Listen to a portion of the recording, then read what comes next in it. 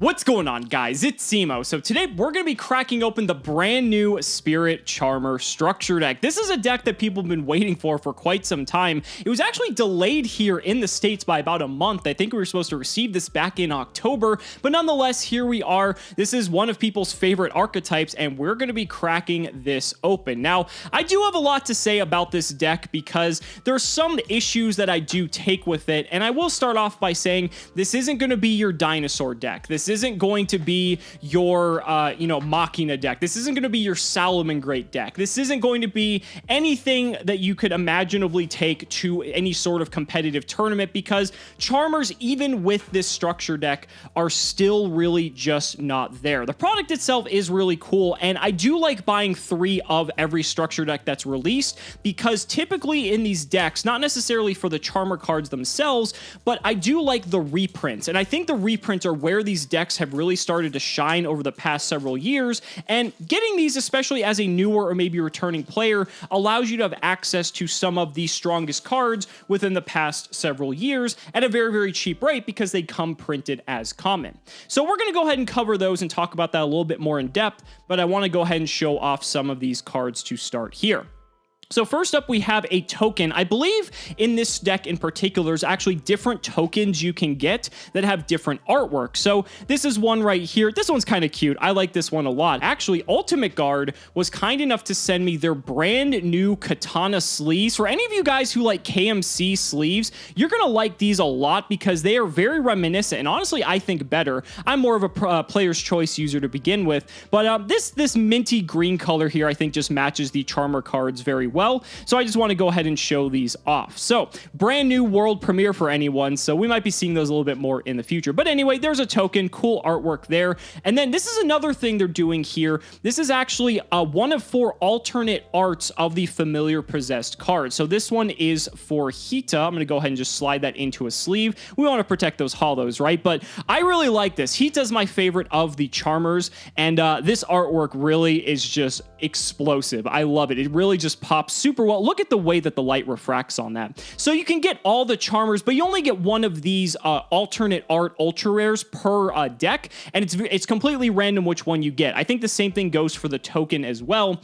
And now we're going to go ahead and get onto the cards that everyone gets, one of which being Spirit Charmers. So Spirit Charmers is a quick play spell that says discard a card, take 2 cards from your deck with different names from each other that are Charmer monsters, familiar possessed monsters, and or possessed spell and traps, add one of them to your hand and set the other to your field. You can only activate 1 Spirit Charmers per turn. This is basically the deck searcher, and it does come at a pretty heavy minus if you get hit by Ash Blossom, but it's a really good card overall, and I think you're probably going to want to max out on this if you're playing any sort of Charmer deck. And the artwork's really sick. Just look at the way the foiling goes on that. Moving on to our next card, we have one of the familiar, like one of the raging familiar possessed. This is Awakening of the Possessed Nefariouser Archfiend. So I love this like action shot here of the Nefarious Archfiend. It's an Earth level 5 beast effect with 2000 attack, 200 defense. You can special summon this card from your hand or deck by sending 1 face-up spell monster and 1 face-up level 4 lower Earth monster you control to the graveyard. You can only use each of the following effects of this card once per turn. When it's special summoned by its effect, you can special summon a level 4 or lower monster from your graveyard, but negate its effects. Not bad. If this card is sent from the field to the graveyard, you can add 1 Spiritual Earth Art card or 1 possessed spell and trap from your deck to your hand. What's weird about some of these cards is that they can be like special summoned from the deck, and that's just a very like unique sort of mechanic. You think by Yu-Gi-Oh standards that would just be game breaking, but it's in the Charmer deck, so I think you can rest assured that it's not as broken as you might think. Next up is Awakening of the Possessed Greater Inari Fire. So same stats as the other one, except it's a fire and a pyro instead. You can special summon it. Again, same summoning condition, except you need to spend a face-up level 4 lower fire monster instead. When this card is special summoned by its effect, inflict damage to your opponent equal to the original attack of 1 monster they control, your choice. I think there's some sort of like FTK people discovered with this early on. And then if this card is sent from the field to the graveyard, you can add 1 Spiritual Fire Art card or possess spell and trap from your deck to your hand. Now this card is just beautiful. Like, even if you don't like the Charmers, you have have to absolutely love this artwork. Grand Spiritual Art Ichirin. So, negate your opponent's first monster effect that resolves each turn while you control a spellcaster monster with 1500 defense. I think that's incredibly powerful. The fact that your opponent has to use an effect that they know is going to get negated, yeah, you don't get to control that, but at the same time, they have to forcibly waste an effect, and they know that they have to if they want to play. During your main phase, you can reveal one spellcaster monster from your hand, and if you do, add one monster with the same attribute but with 1500 attack and 200 defense from your deck to your hand, and if you do that, shuffle the revealed card into the deck. You can only use this effect of Grand Spiritual Art Ichirin once per turn.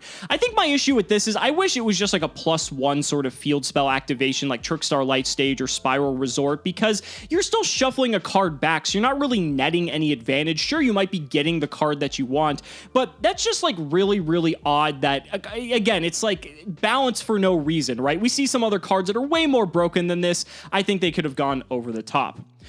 Okay, so here is your foil copy of Raigeki. So for people who don't know, in the OCG, you actually got evenly matched in this deck. And when we go through the rest of the deck, you're going to start to understand why that's kind of a gripe, because for these decks, I feel like this is a great way to reprint a lot of older cards. And Raigeki's a great card, but Raigeki's had like 12 reprints now. It's had plenty of reprints that it's not really too out of hand for the average player. But the problem is evenly matched, even though it's only had like 3 reprints, it's still like a $20 or $30 card. Circuit Break, which was where evenly matched was released, is 3 years old now. I think it's okay to make evenly matched a common Konami. It's not going to break the bank, and at the same time, it might even help sell this knowing that evenly matched comes common in the Charmer structure deck. Just saying, it's something to think about for the future. But there's your Raigeki. You get your 1 board wipe. Oh, by the way, also, evenly matched is at 3 and Raigeki's at 1, and evenly matched is way more broken. So I just don't understand that, but it is what it is. I think this is our last foil here. This is Possessed